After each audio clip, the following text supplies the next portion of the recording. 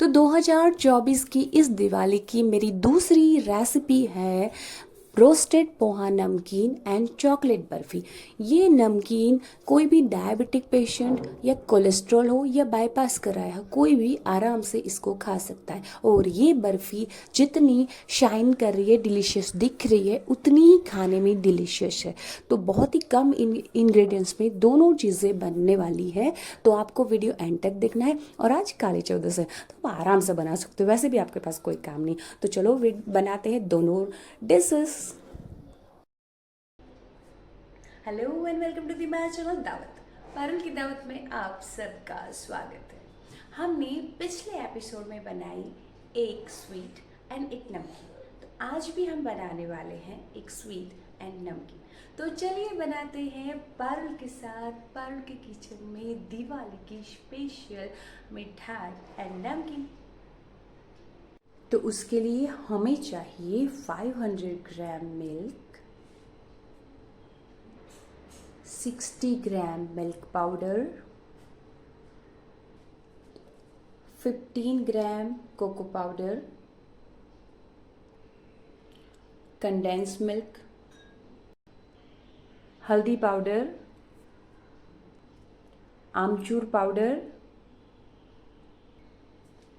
पिसी हुई चीनी, मस्टर्ड सीड्स या राई, salt to taste, red chilli powder, green chilli and curry leaves. तो उसके लिए मैंने ली है एक पैन। सबसे पहले हम बनाते हैं मिठाई। तो मैं ले रही हूँ इसमें जो हमने 500 ग्राम मिल्क लिया था, जिसको मैं डाल रही हूँ कढ़ाई में।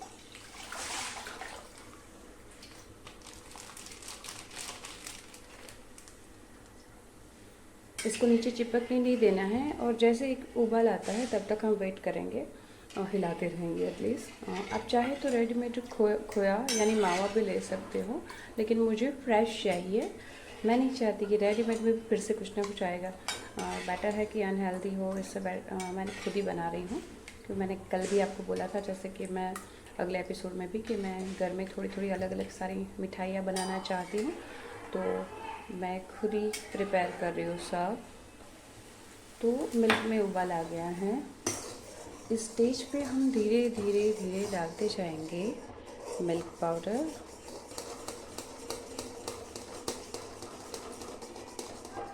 मैं सिर्फ इसको ठीक करने के लिए मिल्क पाउडर डाल रही हूँ, नथिंग एल्स।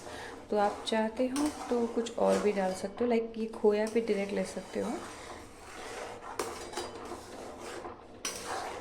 हम और उबालेंगे एकदम ठीक हो जाए तब तक। अगर आपको कोई हेल्प करने वाला हो तो साइड में आप नमकीन भी बना सकते हो, लेकिन मेरे पास अभी कोई ऑप्शन नहीं है। मेरे किड्स हैं लेकिन मेरा काम बढ़ा देंगे, तो घर आएंगे नहीं बट बढ़ा ज़रूर देंगे। तो बेटर है कि वो मैं अकेले ही करूँ। तो मैं एक एक चीज़ें कर रही हूँ, पहले मिठाई फिर नमकीन। तो आप भी जिस तरह से आपको कंफर्टेबल लगे ऐसे दोनों एक साथ भी दोनों गैस पे कर सकते हो। अगर आपको प्रैक्टिस है दो गैस पे एक साथ काम करने की, तो क्योंकि इसको कॉन्स्टेंटली आपको हिलाना पड़ेगा, अगर वैसे नीचे चिपक जाएगा तो एकदम इसकी बर्निंग स्मेल आएगी जो अपनी मिठाई को बिगाड़ देगी। अब इस स्टेज पे आप शुगर भी डाल सकते हो, क्योंकि हमें शुगर मतलब मीठा करने के लिए मैं डाल रही हूँ कंडेंस मिल्क, लेकिन मुझे कंडेंस मिल्क का टेस्ट बहुत पसंद है, इसलिए मैं अब डाल रही हूँ कंडेंस मिल्क।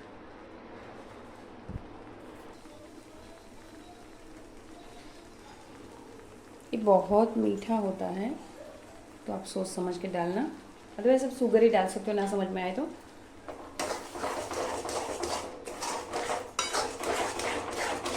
हम इसको फिर से थोड़ा सा पका लेंगे। ये बहुत मीठा होता है, लाइक एक मीठा मिल्की जैसे होता है। तो अब एकदम थोड़ा सा पका के हम इसको उतार लेंगे। और शुगर डालो तो भी हमें शुगर को जलाना है, उतनी देर रुकना है।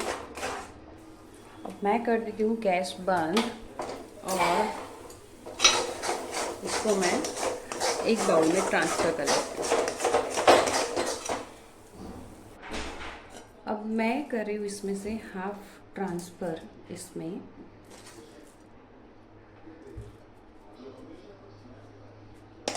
और इसको अभी साइड में कर देती हूँ। इसको ले लेंगे ऊपर और इसमें डाल रही हूँ मैं कोको पाउडर। मैंने डाला इसमें कोको पाउडर और वो जो हमारा आधा मावा था उसको लेके मैं हिला रही हूँ अच्छे से।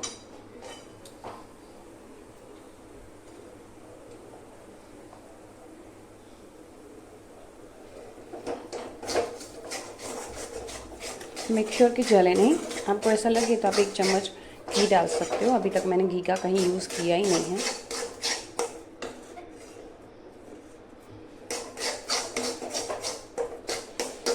चॉकलेट पाउडर की स्मेल इतनी अच्छी आती है कोको पाउडर की, तो चॉकलेट तो पूरे घर में चॉकलेट की अरोमा आ रही है।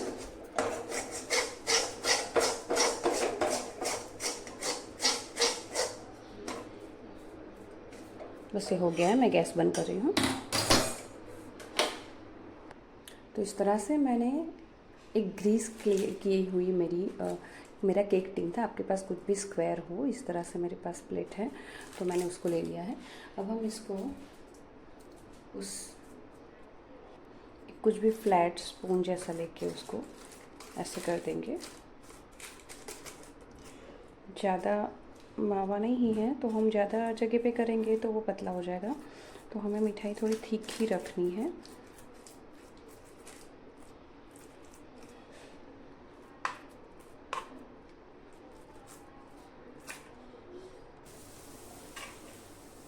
अब मैं ये मेरा चॉकलेट का मिश्रण डाल रही हूँ इस पर।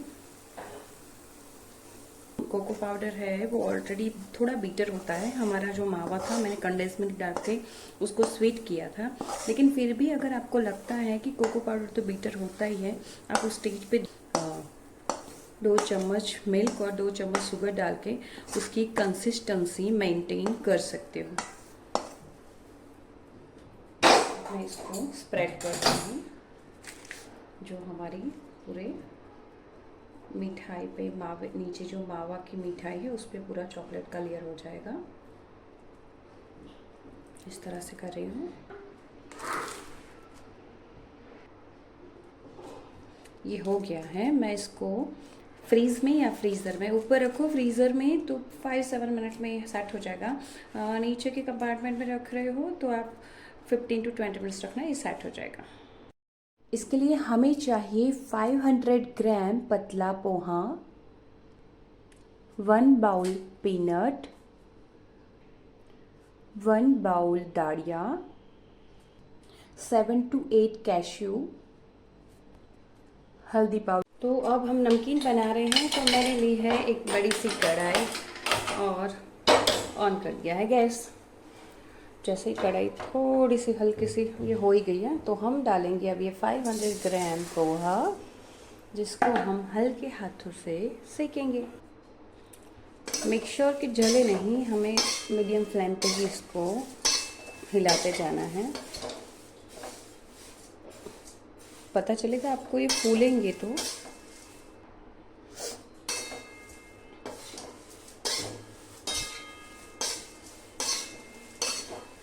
इसको सेकते बहुत ज़्यादा टाइम नहीं लगता है। कल मैंने डीप फ्राई नमकीन बनाया था तो आई थॉट कि मेरे कुछ व्यूअर्स ऐसे भी हैं जो डीप फ्राई चीज़ें नहीं खाते हैं, इवन नमकीन भी।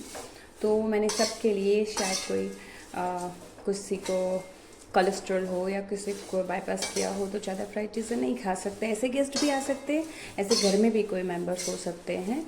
तो हम ये रोस्टेड नमकीन बना के रख सकते हैं जो उनको सर्व कर सकते हैं, और हमें भी बहुत ही टेस्टी लगता है। ये खाने में बहुत अच्छा लगता है।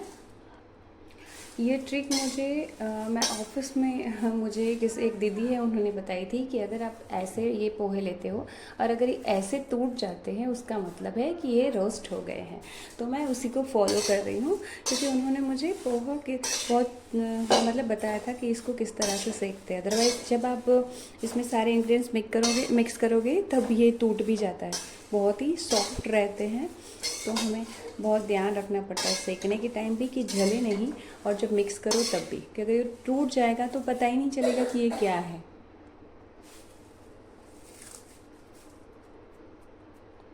देख सकते हो आप, अच्छे से सेक गए हैं। अब मैं इसको ठंडे करने के लिए नीचे रख दूँगी। इसके लिए मैंने लिया है एक कढ़ाई, जिसमें मैं डालूँगी oil.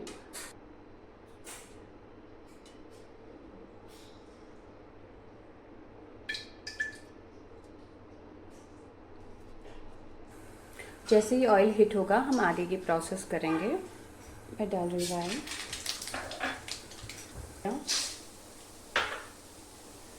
Groundnuts, cashew, curry leaves and green chilli. अब मैं इन सबको अच्छे से हिला देती हूँ। अब तो लगेगा अलग अलग सेक के भी ले सकते थे हम। अगर आप चाहे एकदम हेल्दी बनाना चाहते हो तो ये सब सेक के भी ले सकते हो, और सारे मसाले डाल के 1 चम्मच ऑयल डाल के उसमें पोहे में ऐड भी कर सकते हो। लेकिन इतना तो चाहिए, थोड़ा फ्राइड होगा तो अच्छा लगता है, इसलिए मैंने अभी ये सब एक साथ डाला है। कुछ भी जलेगा नहीं, एक साथ सब पकेगा, ग्राउंडनट्स भी, दाड़िया भी और कैश्यू भी। आवाज़ आ रही है, आप सुन रहे हो ना। मुझे पोहा बहुत पसंद है। एक और भी बहुत पसंद है मुझे, पापड़ पोहा। मैं कभी फिर से उसको बना के आपको बताऊंगी, उसकी रेसिपी आपको बताऊंगी। इतनी देर से पक रहा है, ऑलमोस्ट सब पक गया है, सब फूट चुका है। तो अब मैं इस स्टेज पे डालती हूँ हल्दी,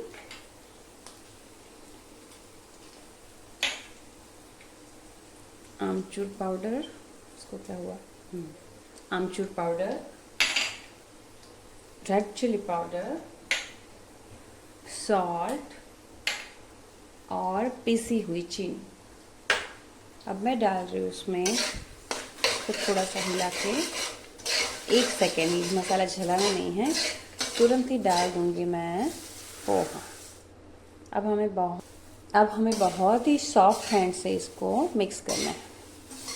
आप इसमें कोकोनट भी डाल सकते हो, लेकिन कोकोनट से थोड़ा ज़्यादा दिन नहीं रहता, कई बार 1 आध हफ्ते में ही उसको वो थोड़ा बिगड़ जाता है टेस्ट उसका, इसलिए फिर मैं कोकोनट इसमें अवॉइड कर रही हूँ।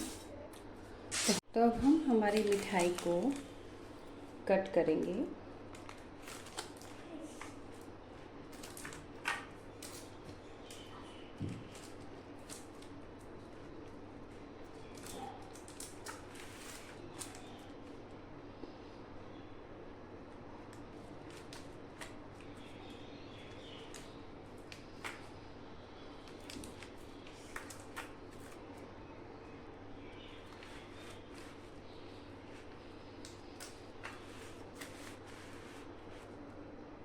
हो गई है, अब हम सर्विंग प्लेट में ले लेते हैं। तो तैयार है हमारा नमकीन और ये चॉकलेट बर्फ़ी। आप देख सकते हो कितनी यम्मी दिख रही है। आप चाहे तो इसमें ऊपर ड्राई फ्रूट भी डाल सकते हो, लेकिन इन चॉकलेट की वजह से इतना डिलीशियस दिख रहा था, इतना तो टेम्पटिंग दिख रहा था, तो मुझे लगा कि इसमें कुछ और करने की ज़रूरत नहीं है। आप चाहे तो ये जो बर्फ़ी है ये खुद मिनटों में रेडी कर सकते हो।